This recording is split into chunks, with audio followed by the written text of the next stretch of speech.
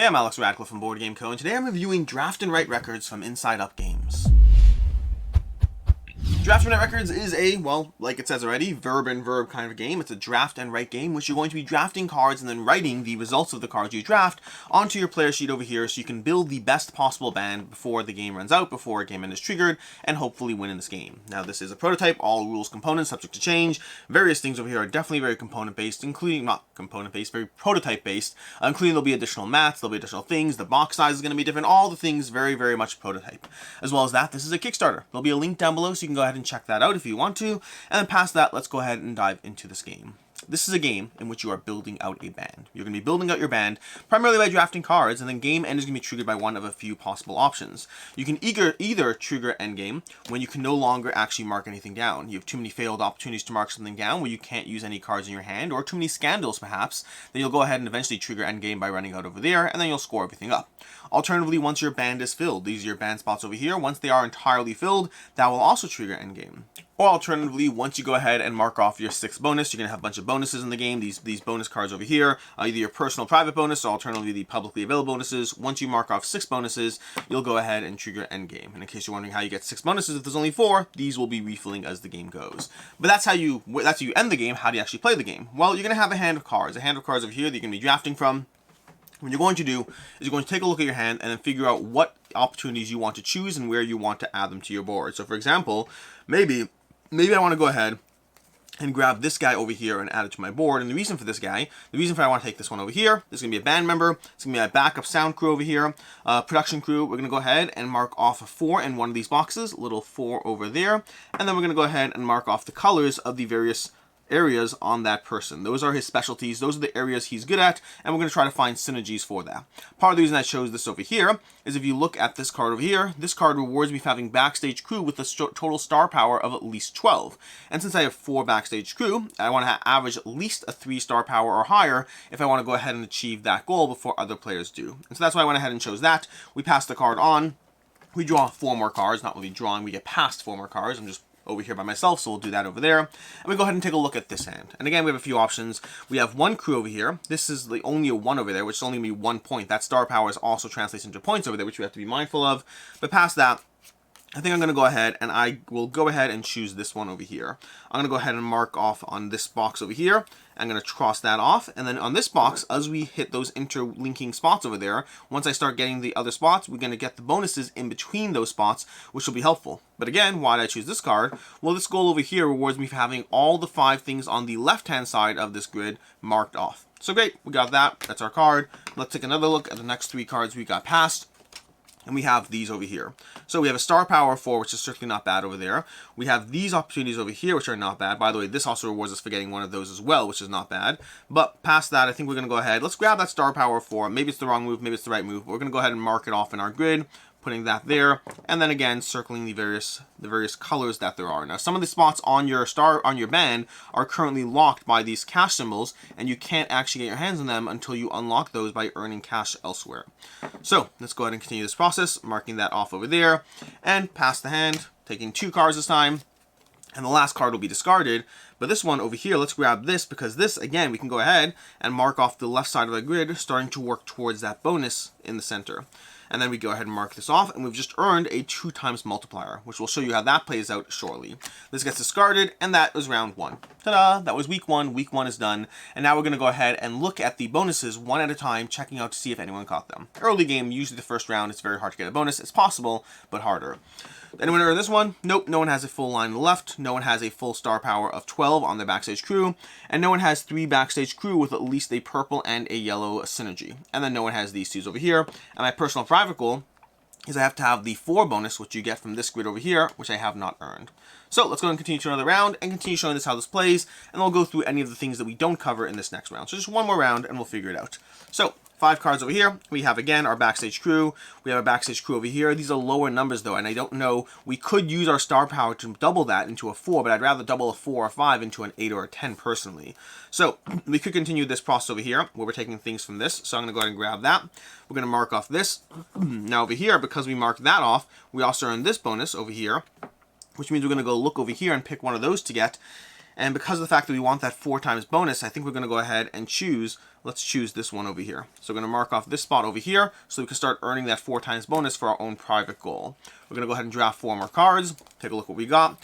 We got backstage crew of 1, very uninspiring. We have all band members. No, we don't have all members. We have this one. This one's going to be really helpful because if we go ahead and mark this off over here, not only do we earn another one of these bonuses over here, which means we can go ahead and earn another one of these over here, we also now got these 2. We have this and this, which are these 2 over there. So we're primed to go over there, drawing 3 cards.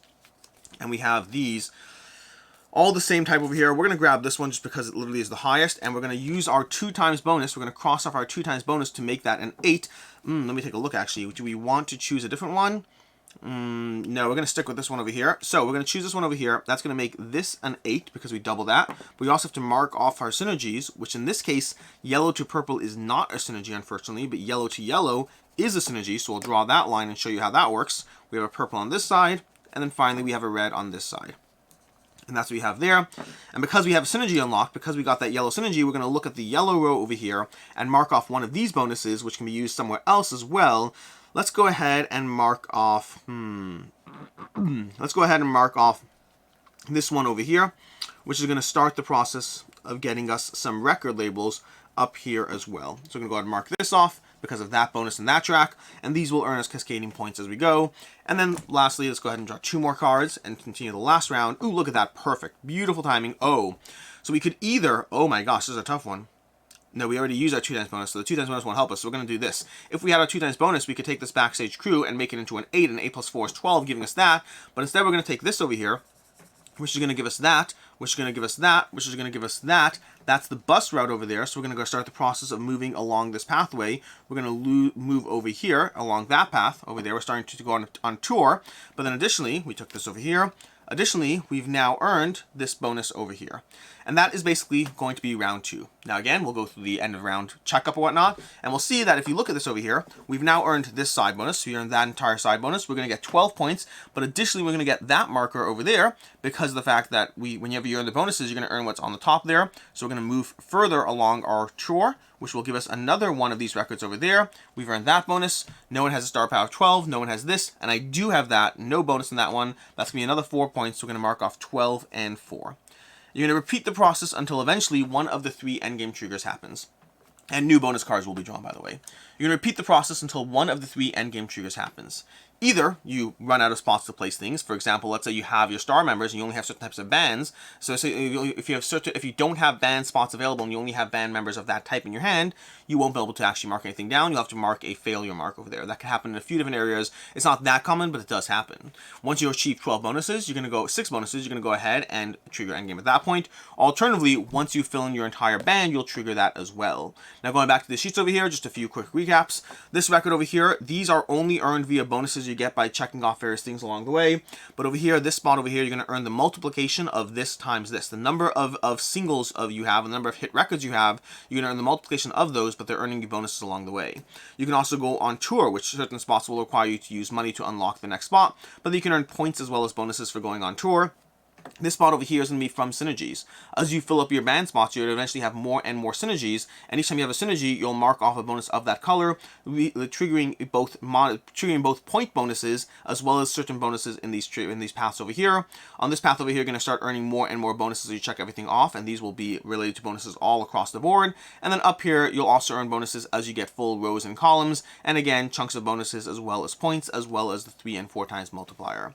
And that is basically draft and write records. You're going to be drafting cards, assigning bonuses, trying to figure out what helps you the most, especially in lower player count games, but at higher player count games, you're also going to be looking to see where you can mess over your opponent by passing them a dead hand, and which things they're more likely to make your way back to you based on other players having those available to them. And that is draft and write records, which brings us to a review starting off with ease of play. Really easy to teach game. This section by section, this is a draft and write game. It's a typical, if you're used to any kind of roll and write game, roll and write experience, this has sections to go through. The basic process is you draft 5 cards, pick a card, pass, pick a card, pass, pick a card, pass, discard the last one, and then from there you're basically going to go through these sections in the game, just covering, like I just read here, what each section does, how it does it, how each section scores, covering the endgame scoring. Very simple to teach, very simple to play, very accessible game. Plays in around half an hour, can vary a bit, but around half an hour to play. As far as what I like, don't like, and can see others not liking, interesting, starting off with the fact that this is a roll and write. I typically like roll and writes as long as they give me enough cascading bonuses and fun things to do, and this one certainly does. Speaking of which, this game gives me cascading bonuses. This game gives me a lot of cascading bonuses, a lot of things that check off other things as you go, and as many of the games in the genre go, the first round tends to be fairly procedural. Second round is almost a little bit more interesting. Third round is when you start getting all those other bonuses as you start checking off columns and rows and all these other things that start suddenly magically happening because you have more and more stuff on your sheet. This game will certainly give you turns where you're like, I earn this, and I earn this, and I earn that, and then I move my chore, and I get that bonus, and I go ahead and check off a thing there, and by the way, that's going to give me the bonus at the end of the round. When I get the bonus at the end of the round, I'm also going to be able to take those two things and mark off other things. This game very much has the cascading bonus effect that you have in other roll and write games in a very enjoyable sense of just doing one more thing, and one more thing, and one more thing, although sometimes other players will have to wait till you're done with the one more thing, but generally, the one more thing is immensely satisfying to go through.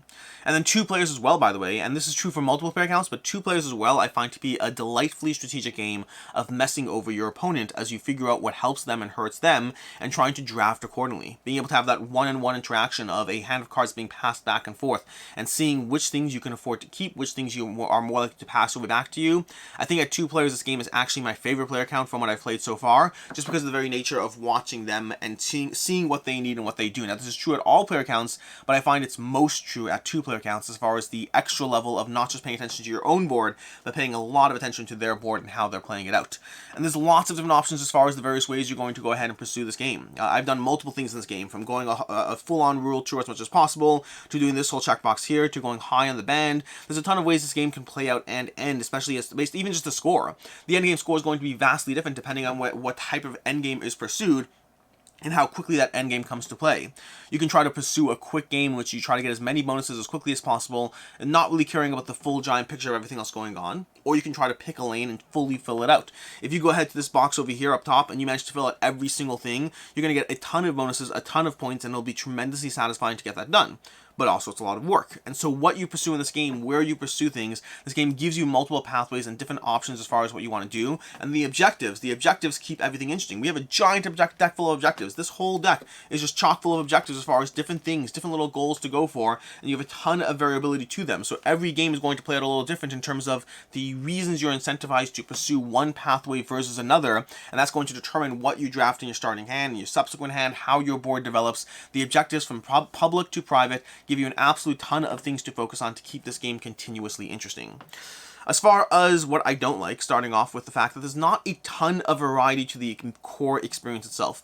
Now, this is not necessarily a problem for draft and write in and of itself. It's a problem for most roll and writes here, which is most roll and writes, verb and write, draft and write, flip and write, whatever it is. Most of them give you a board, give you a set of rules, and then from there, there's areas that keep it a little interesting, but they usually follow a similar experience, and that's true for draft and write records as well. This is going to mostly be the same game every single time. The variability will come from the bonuses and the cards you draft, but the actual core game structure and what you try to do, while there are multiple pathways to victories and different ways to push and pull different levers and to match that with your bonuses, it is ultimately the same core experience every single time. It's not necessarily a problem, it's just it is the nature of the beast when you have experiences like this. Unless you're pulling a Hadrian's Wall level roll and write or Twilight Inscription level in terms of 20 different boards and whatnot, at the end of the day, the core puzzle and the core map you're playing with here every single time is going to be identical.